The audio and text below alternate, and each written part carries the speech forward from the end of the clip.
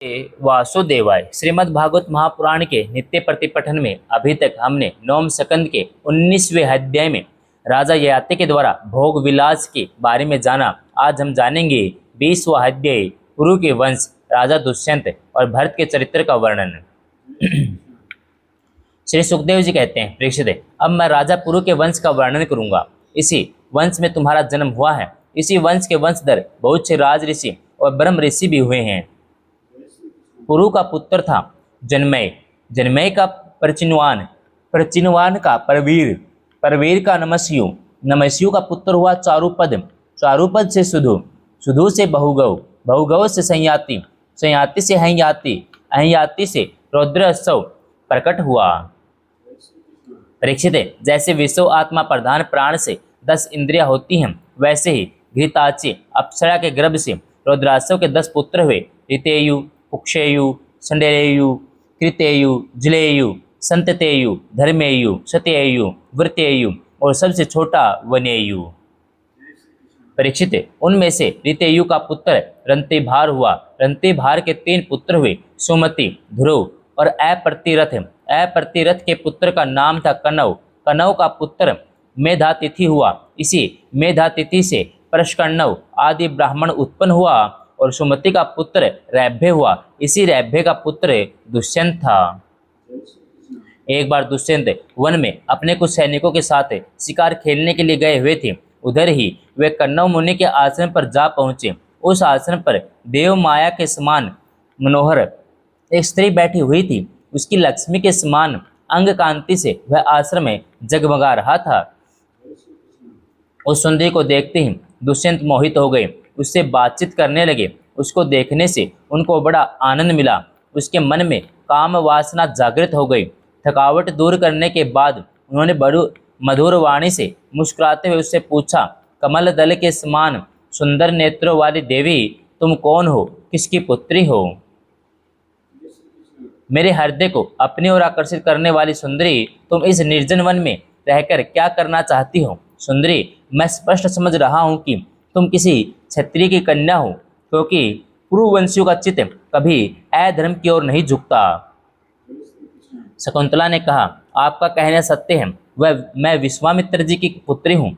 मेनका अप्सरा ने मुझे वन में छोड़ दिया था। इस बात के साक्षी हैं मेरा पालन पोषण करने वाले महर्षि कण्व। वीर शिरोमणि, मैं आपकी क्या सेवा करूं?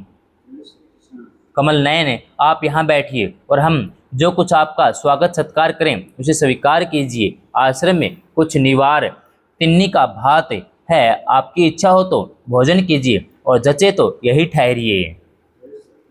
दुष्यंत ने कहा, सुंदरी, तुम उसी वंश में उत्पन्न हुई हो, इसलिए इस प्रकार का आतिथ्य सत्कार तुम्हारे योग्य ही है, क्योंकि राजकन्याएं स्वयं ही अपने योग्य पति को वर्ण कर लिया करती हैं। शकुंतला की स्वीकृति मिल जाने पर देश, काल और शास्त्र की आज्ञा को जानने वाले राजा दुष्यंत ने गांधर्व विधि से धर्म अनुसार उसके साथ विवाह कर लिया। राजा दुष्यंत का वीर्य अमोघ था। रात्रि में वहां रहकर दुष्यंत ने शकुंतला का सहवास किया और दूसरे दिन सवेरे वे अपनी राजधानी में चले गए। समय आने पर शकुंतला को एक पुत्र उत्पन्न हुआ। महर्षि कण्व ने वन में ही राजकुमार के जात कर्म आदि संस्कार विधि पूर्वक संपन्न किए। वह बालक बचपन में ही इतना बलवान था कि बड़े बड़े सिंहों को बलपूर्वक बांध लेता और उनसे खेला करता। वह बालक भगवान का अंश अवतार था। उसका बल विक्रम अपरिमित था। उसे अपने साथ लेकर रमणी रत्न शकुंतला अपने पति के पास गई। जब राजा दुष्यंत ने अपनी निर्दोष पत्नी और पुत्र को स्वीकार नहीं किया, तब जिसका वक्ता नहीं दिख रहा था, जिसे सब लोगों ने सुना, ऐसी आकाशवाणी हुई। पुत्र उत्पन्न करने में माता तो केवल धोखने के समान है। वास्तव में पुत्र पिता का ही है, क्योंकि पिता ही पुत्र के रूप में उत्पन्न होता है। इसलिए दुष्यंत, तुम शकुंतला का तिरस्कार न करो, अपने पुत्र का भरण पोषण करो। राजन, वंश की वृद्धि करने वाला पुत्र अपने पिता को नरक से उबार लेता है। शकुंतला का कहना बिल्कुल ठीक है। इस गर्भ को धारण कराने वाले तुम ही हो। परीक्षित, पिता दुष्यंत की मृत्यु हो जाने के बाद वह परम यशस्वी बालक चक्रवर्ती सम्राट हुआ। उसका जन्म भगवान के अंश से हुआ था। आज भी पृथ्वी पर उसकी महिमा का गान किया जाता है। उसके दाहिने हाथ में चक्कर का चिन्ह था, पैरों में कमल कोश का। महाअभिषेक की विधि से राजाधिराज के पद पर उसका अभिषेक हुआ। भरत बड़ा शक्तिशाली राजा था। भरत ने ममता के पुत्र दीर्घतमा मुनि को पुरोहित बनाकर गंगा तट पर गंगा सागर से लेकर गंगोत्री पर्यंत 55 पवित्र अश्वमेध यज्ञ किए। और इस प्रकार यमुना तट पर भी प्रयाग से लेकर यमुनोत्री तक उन्होंने 78 अश्वमेध यज्ञ किए। इन सभी यज्ञों में उन्होंने अपार धनराशि का दान किया था। दुष्यंत कुमार भरत का यज्ञीय अग्नि स्थापन बड़े ही उत्तम गुण वाले स्थान में किया गया था। उस स्थान में भरत ने इतनी गोएं दान दी थी कि 1000 ब्राह्मणों में प्रत्येक ब्राह्मण को एक एक बद्धव गोएं मिली थी। इस प्रकार राजा भरत ने उन यज्ञों में 133 घोड़े बांधकर 133 यज्ञ करके समस्त नरपतियों को असीम आश्चर्य में डाल दिया। इन यज्ञों के द्वारा इस लोक में तो राजा भरत को परमेश मिला ही, अंत में उन्होंने माया पर भी विजय प्राप्त किए और देवताओं के परम गुरु भगवान श्री हरि को प्राप्त कर लिया। यज्ञ में एक कर्म होता है मशनार। उसमें भरत ने सुवर्ण से विभूषित श्वेत दांत वाले काले रंग के 14 लाख हाथी दान किए। भरत ने जो महान कर्म किया वह न तो पहले कोई राजा कर सका था और न तो आगे ही कोई कर सकेगा। क्या कभी कोई हाथ से सौरभ को छू सकता है? भरत ने दिग्विजय के समय किरात, हूण, यवन, अंधर, कंक, खस, शक, मलेच्छ आदि समस्त ब्राह्मण द्रोही राजाओं को मार डाला। पहले युग में बलवान असुरों ने देवताओं पर विजय प्राप्त कर ली थी। वे रसातल में रहने लगे थे। उसमें वे बहुत सी देवांगनाओं को रसातल में ले गए थे।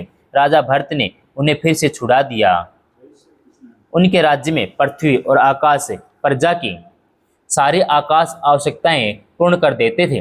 भरत ने 27,000 वर्ष तक समस्त दिशाओं का एक छत्र शासन किया। अंत में सार्वभौम सम्राट भरत ने यही निश्चय किया कि लोकपालों को भी चकित कर देने वाला ऐश्वर्य, सार्वभौम संपत्ति, अखंड शासन, यह जीवन भी मिथ्या ही है। यह निश्चय करके वे संसार से उदासीन हो गए। परीक्षित, विदर्भ राज की 3 कन्याएं सम्राट भरत की पत्नियां थीं। वे उनका बड़ा आदर भी करते थे, परंतु जब भरत ने उनसे कह दिया कि तुम्हारे पुत्र मेरे अनुरूप नहीं है, तब वे डर गई कहीं सम्राट हमें त्याग न दे, इसलिए उन्होंने अपने बच्चों को मार डाला। इस प्रकार सम्राट भरत का वंश वितथ अर्थात विच्छिन्न होने लगा। तब उन्होंने संतान के लिए मरुत्सोम नाम का यज्ञ किया। इसमें मरुदगणों ने प्रसन्न होकर भरत को भरद्वाज नाम का पुत्र दिया। भरद्वाज की उत्पत्ति का प्रसंग यह है कि एक बार बृहस्पति जी ने अपने भाई उतथ्य की गर्भवती पत्नी से मैथुन करना चाहा। उसमें गर्भ में जो बालक दीर्घतमा था उसने मना कर दिया, किंतु बृहस्पति ने इस बात पर ध्यान न दिया और उसे तू अंधा हो जा यह शाप देकर बलपूर्वक गर्भाधान कर दिया। उतथ्य की पत्नी ममता इस बात से डर गई कहीं मेरे पति मेरा त्याग न कर दे, इसलिए उसने बृहस्पति जी के द्वारा होने वाले लड़के को त्याग देना चाहा।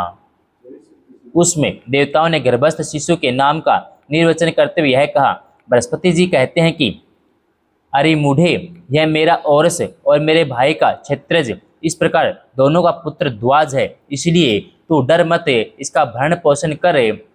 इस पर ममता ने कहा, बृहस्पति यह मेरे पति का नहीं, हम दोनों का ही पुत्र है, इसलिए तुम ही इसका भरण पोषण करो। इस प्रकार आपस में विवाद करते हुए माता पिता दोनों ही इसको छोड़कर चले गए, इसलिए इस लड़के का नाम भरद्वाज हुआ।